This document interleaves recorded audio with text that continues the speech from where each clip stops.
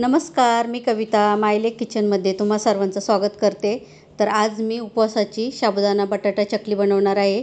आणि साबुदाणा बटाटा चकली मस्त अशी खुसखुशीत आणि तळल्यावरती डबल टिबल फुलण्यासाठी इथे मी साबुदाणा व बटाट्याचे एकदम योग्य प्रमाण सांगितले आहे. तर हा व्हिडिओ तुम्ही नक्की पहा आणि व्हिडिओ आवडला तर व्हिडिओला लाईक करा. त्याचबरोबर चॅनल नवीन असाल तर सबस्क्राईब करा. तर चला लगेचच व्हिडिओला सुरुवात करू. साबुदाणा बटाटा चकली बनवण्यासाठी इथे मी 250 ग्रॅम साबुदाणे घेतलेत. ते जे आपण खिचडी बनवतो तेच हे साबुदाणे आहेत. तर आपल्या इथं आता 1 वाटी साबुदाणे आहेत. हे 2 ते 3 पाण्याने आता स्वच्छ धुवून घ्यायचे. तर इथे एक आता मी मोठी वाटी घेतली आहे, त्यामध्ये आता हे साबुदाणे घालते. तर वाटीमध्ये घातल्यानंतर आपल्याला हे साबुदाणे आता 2 ते 3 पाण्याने स्वच्छ धुवून घ्यायचे. तर इथे मी साबुदाणे 2 ते 3 पाण्याने स्वच्छ धुवून घेतलेत. तर त्यामध्ये आता भिजण्यासाठी पाणी घालायचं आहे. तर आपलं हाताचं बोट आहे त्याचं एक कांडं बुडेल एवढं असं पाणी ठेवायचं आहे साबुदाण्यांच्या वरती, मग ते व्यवस्थित असे भिजतात. तर मी सकाळी चकल्या बनवणार आहे, त्यासाठी इथे मी आता हे रात्री साबुदाणे भिजत घातलेत. आणि तुम्हाला जर खूप रात्रीचं नसले भिजवायचे तर दिवसा आपलं 4-5 तास भिजवले तरीसुद्धा चालतं. तर यावरती आता एक झाकण ठेवून मी असंच आता ठेवून देते. तर इथे तुम्ही बघू शकता दुसऱ्या दिवशी सकाळी साबुदाणे मस्त असे भिजलेत, फुलून वरती आलेत. तर असं बोटाने दाबलं तर पूर्ण असं ते प्रेस होतात, पूर्ण असे दबले जातात. एवढेच असे चांगले भिजलेले पाहिजेत चकल्यांसाठी. तर आता हे भिजलेले साबुदाणे ते व्यवस्थित असे मिक्स करून घ्यायचेत, असे मोकळे करून घ्यायचेत हाताने. तर सुरुवातीला मी चमच्याने असे मिक्स केले, पण हातानेच असे व्यवस्थित मिक्स होतात. तरी ते तुम्हाला व्हिडिओमध्ये दिसतच असेल. मी हाताने सर्व साबुदाणे असे सुट्टे करून घेतलेत. आता हे साबुदाणे आपल्याला थोडेसे असे वाफवून घ्यायचे. तर इथे मी गॅसवरती आता एक कढई तापत ठेवली आहे, त्यामध्ये पाणी घालायचं आहे. पण पाणी आपण ज्या वाटीने साबुदाणे मोजून घेतले होते त्याच वाटीने अर्धी वाटी पाणी घालायचं आहे. तर हे प्रमाण एकदम असं बरोबर आहे. तर अर्धा वाटी पाणी कढईमध्ये घातल्यानंतर पाण्याला अशी उकळी आणायची आहे. तर इथे आता पाण्याला सुद्धा चांगली उकळी आली आहे. तर त्यामध्ये आता जे भिजवलेले साबुदाणे आहेत ते घालायचे. तर ते साबुदाणे आहेत ते मी आता कढईमध्ये पाण्यात टाकून घेते. तर असे चमच्याच्या साहाय्याने व्यवस्थित असं सर्व साबुदाणे कढईमध्ये टाकून घ्यायचे आणि आता ते पळीने व्यवस्थित असे मिक्स करून घ्यायचे. तर इथे मी 2 ते 3 मिनिट चमच्याने व्यवस्थित हे साबुदाणे पाण्यामध्ये मिक्स करून घेतलेत. असेच वर खाली व्यवस्थित करून घ्यायचे. तर इथे तुम्ही बघू शकता साबुदाण्याने पूर्ण पाणी हे ॲब्झॉर्ब केले. तर हा साबुदाणा आता आपल्याला 3 ते 4 मिनिट असाच शिजवून घ्यायचा आहे, व्यवस्थित अशी वाफ काढून घ्यायची आहे. तर साबुदाणा आपल्या इकडे वाफतोय तोपर्यंत बटाटे पाहूया. तर इथे मी अर्धा किलो बटाटे घेतलेत. तर हे उकडून त्यांची साल काढून असे सोलून घेतलेत. तर पाव किलो साबुदाण्यासाठी अर्धा किलो बटाटे एकदम असं परफेक्ट प्रमाणे असंच प्रमाण घ्या. तर आता हे बटाटे आहेत ना ते आपल्याला किसणीने किसून घ्यायचेत. तर इथे माझ्याकडे आता ही अशी एक किसणी आहे, आपण जी खोबरं किसतो ती. तर तिनेच आता हे सर्व बटाटे मी किसून घेते. तर बटाटे किसून झाल्यानंतर आता साबुदाणे पाहूया. तर इथे साबुदाणेसुद्धा मस्त असे वाफवून झालेत, एकदम असे मस्त ट्रान्सपरंट झालेत.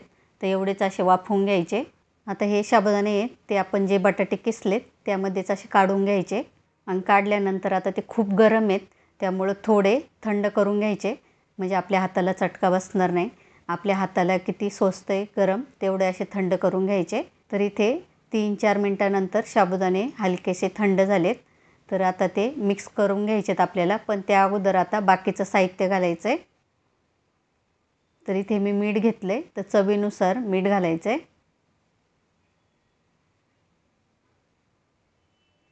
आणि इथे मी लाल मिरची पावडर घेतली आहे 2 चमचे, ती घालायची आहे. लाल मिरची पावडर घातली आहे मी इथे, त्यामुळं काय होतं चकल्यांना कलरसुद्धा चांगला येतो. आणि तुम्हाला जर लाल मिरची आवडत नसेल तर थोड्याशा हिरव्या मिरच्या आहेत त्या मिक्सरला थोड्या फिरवून घातल्या तरीसुद्धा चालेल. पण लाल चटणीमुळे चकल्या जरा दिसायला छान दिसतात, म्हणून इथे मी लाल मिरची पावडरच वापरली आहे. तर मिरची मीठ घातल्यानंतर हे मिश्रण आता व्यवस्थित असं मिक्स करून घ्यायचं. तर थोड्या वेळ चमच्याने मिक्स केल्यानंतर आता ते मी सर्व मिश्रण हातानेच असं एकजीव करून घेते. तर इथे मी 3 ते 4 मिनिट आता हे मिश्रण व्यवस्थित मिक्स करून घेतल्यानंतर एकदा असं थोडं टेस्ट करून बघितलं तर मीठ थोडं कमी लागत होतं मला, म्हणून आता अजून थोडंसं मीठ मी त्यामध्ये घातलं आहे आणि परत व्यवस्थित असं मिक्स करून घेतलं आहे. तर हे मिक्स करताना व्यवस्थित मिक्स केल्यानंतर बघा बटाटा आणि साबुदाण्यामुळे हे मिश्रण किती असं चिकट झालं आहे. तर असंच होतं ते. मग असं तरी पण व्यवस्थित मिक्स करून घ्यायचं. तर चकल्या काढण्यासाठी इथे आपलं मिश्रण रेडी आहे। तर आता मी ह्या उन्हामध्येच काढणार आहे चकल्या। तर त्यासाठी इथे मी एक बेडशीट आणि त्यावरती एक पॉलिथिन टाकून घेतले आणि चकल्या बनवण्यासाठी इथे मी एक आता सोऱ्या घेतला आहे। तर सोऱ्यामध्ये आता चकलीची थाळी आहे ती टाकून घ्यायची आहे। आपण ज्या नेहमी चकल्या बनवतो तीच थाळी आता ह्या सोऱ्यामध्ये मी टाकून घेतली आहे आणि आता त्यामध्ये जे मिश्रण बनवले आपण ते टाकायचं आहे। पण टाकताना एखादा असा चमचा घ्यायचा, त्यामुळे आपला हात भरत नाही आणि चमच्यानेच व्यवस्थित आता मिश्रण सोऱ्यामध्ये टाकून घ्यायचं आहे। तर मिश्रण टाकताना हे असं व्यवस्थित दाबूनच टाकायचं आहे। तर इथे तुम्ही बघू शकता आता मी सोऱ्यामध्ये मिश्रण टाकून घेतले, पूर्ण असा सोऱ्या भरून घेतला आहे। तर आता सोऱ्या बंद करून लगेच चकल्या करून घेऊया। तर इथे तुम्ही बघू शकता मस्त अशी आपली एक चकली तयार झाली आहे आणि मी इथे चकल्या बनवताना आता त्या खूप अशा मोठ्या नाही काढणार, छोट्याच चकल्या काढणार आहे। तुम्हाला पाहिजे तर तुम्ही थोड्या अशा मोठ्यासुद्धा घालू शकता चकल्या, पण मी त्या थोड्या अशा छोट्याच बनवले ते। आणि चकली बनवताना खूप अशी वेडे चिकटून नाही काढायचे, थोडे असे तुटकच वेडे काढायचे। त्यामुळे आपण जेव्हा त्या चकल्यात तळतो त्या व्यवस्थित असे तळल्या जातात आणि पटकन तळतात, त्याचबरोबर सुकतानासुद्धा त्या पटकन सुकतात। आता बाकीच्या चकल्यासुद्धा मी अशाच बनवून घेते। तर इथे तुम्ही बघू शकता मी सर्व आता चकल्या पाडून घेतल्यात। तर ह्या चकल्या आता आपल्याला 2-3 दिवस चांगल्या उन्हामध्ये सुकवून घ्यायच्यात। थोड्या सुकल्या की मग अशा पलटी करून घ्यायच्यात। वरची एक बाजू सुकली की त्या लगेच अशा पटकन पलटी होतात, बिलकुल अशा खाली चिटकत नाहीत। आणि 2-3 दिवस चांगल्या मस्त अशा उन्हामध्ये कडकडीत सुकवून घ्यायच्यात। तर चकल्या सुकल्यानंतर आपण पाहूया। तर 2-3 दिवसानंतर इथे तुम्ही बघू शकता चकल्या मस्त अशा मी उन्हामध्ये सुकवून घेतल्यात। तर अशाच व्यवस्थित सुकवून घ्यायच्या, त्यामुळे त्या स्टोअर केल्या तर बिलकुल अशा खराब होत नाही। वर्ष काय 2 वर्षसुद्धा मस्त अशा टिकतात, बिलकुल अशी जाळी वगैरे पकडत नाही, म्हणून अशा उन्हामध्ये व्यवस्थितच सुकवून घ्यायच्या। तर आता यातील काही चकल्या मी तुम्हाला तळून दाखवते। तर चकली तळण्यासाठी इथे मी गॅसवरती कढईमध्ये तेल तापत ठेवलं होतं। तेल पण चांगलं गरम झाले, त्यामध्ये आता 3-4 चकल्या मी सोडून घेते। तर इथे तुम्ही बघू शकता चकली तेलामध्ये सोडली तर लगेच अशी फुलून वरती आली आहे, म्हणजे मस्त अशी परफेक्ट आपली चकली झाली आहे। एकदम फुलून आली म्हणजे एकदम आता ती खुसखुशीतच होणार। तर इथे 3-4 चकल्या मी आता तळून घेतल्यात, मस्त फुलल्यात, छान दिसतात। तर चकली तळताना असंच थोडं कडकडीतच तेल थोडं गरम करून घ्यायचं, त्यामुळे त्या लगेच मस्त फुलतात। तर तळलेल्या चकल्या आहे त्या एका डिशमध्ये काढून घेते आणि अजून थोड्या मी 4-5 चकल्या आहेत त्या तळून घेते।